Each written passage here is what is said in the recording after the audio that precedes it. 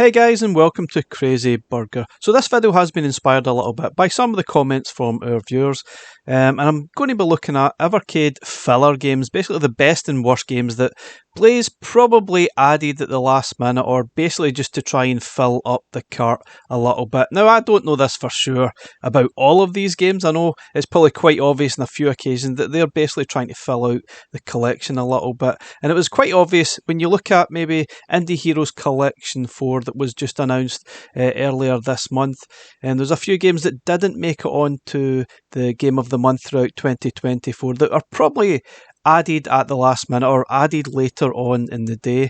And now I'm not saying these are bad games. Now I'm going to obviously give you my opinion whether I think they're good or bad, whether they should have added them in the first place. But the first one is Block Dropping, and I think this one is actually really, really good. It would have been nice to see this as part of Game of the Month, but I guess they probably added that later on down the line, looking for more games to fill out the collection. And they added two games that were not included as part of Game of the Month, and one of them was Block Dropping, which I think is an absolutely excellent game, and I hope everyone else gets to appreciate it when this cart gets released. I think it's really good, but there's no doubt it definitely is a little bit of a filler title. The fact that you can buy this for $1 on itch.io is definitely a filler game. Now another game that I think's a filler is Sky Shark, the NES version that was added to Tour Plan Arcade 4. Now this isn't even an arcade version, this is a NES version. It just feels unnecessary to add this game to this collection, and it's okay, it's nothing really wrong with it. I'm not a big fan of shooters, but I just don't think they should mix up the collections too much like that by adding sort of console versions to an arcade cart and maybe vice versa. It just gets a little bit muddled and confusing. I don't really think they should have added this one. It should have left it well and truly off, in my opinion. Another game I think looks like a filler game is Chubby Monster Bro. This was on Indie Heroes Collection 3. If I recall, this wasn't part of Game of the Month, and it's one of those games that's not really one you're going to play an awful lot of. Now if you have loads of friends, you can play it on the VS. It's a 4-player game. You might get some fun from it, but other than that, it's one of those games you're going to have a quick bash at it. There's nothing really for me to do here, and it's one of those. It's quite a cheap game again on itch.io. It just doesn't feel like it belongs on that collection. However, I could be wrong. If you've got loads of friends and you've got some enjoyment from it on the VS, that'll be different. But for, I guess, majority of people playing as a single player, it really doesn't deserve to be there. It doesn't. It's not one of those games that you want to play very often. That's for sure. Now another game that is definitely a filler is Farming Sim on the Home Computer Heroes Collection. This is the C64 version. Now there's nothing really wrong with it, but it's quite clear this was a cheap additional game. It was gave away free after all. You can download it for free on itch.io.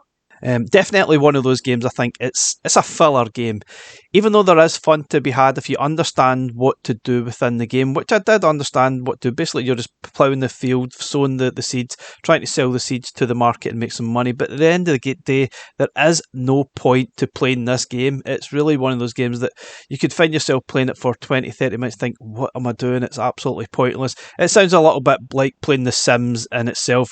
Utterly addictive, but at the end of the day, utterly pointless.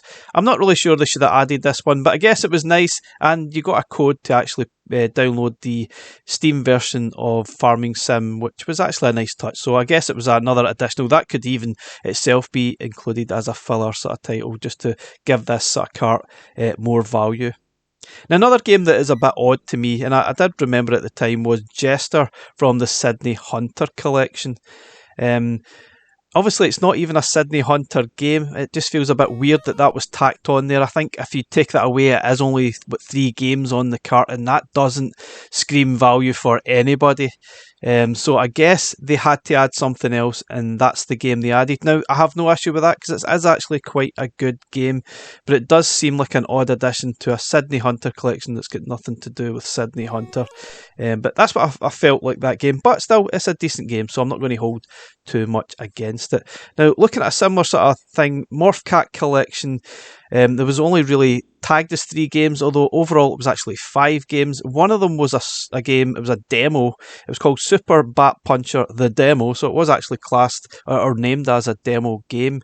But It was actually really, really good. It was certainly one of the best games on the collection, in my opinion. It didn't really feel like a demo. I think it was more like an experimentation game that they made, but it doesn't really feel like a demo. It's probably got more length to it than some of the other games on the collection, which was really bizarre. But they sort of tacked that on as if it wasn't really part of the overall lineup. It was a strange, strange one, but I think it's actually really, really good. So other stuff that I think was tacked on was Tennis Allstars on the Codemasters collection. Now, it's basically a sort of jigging of Pete Sampras, and I'm not sure what's happened to it. It's a really poor game. It felt like one of those games that doesn't need to be there, and it's like an unreleased version of that, and it just doesn't play well, in my opinion.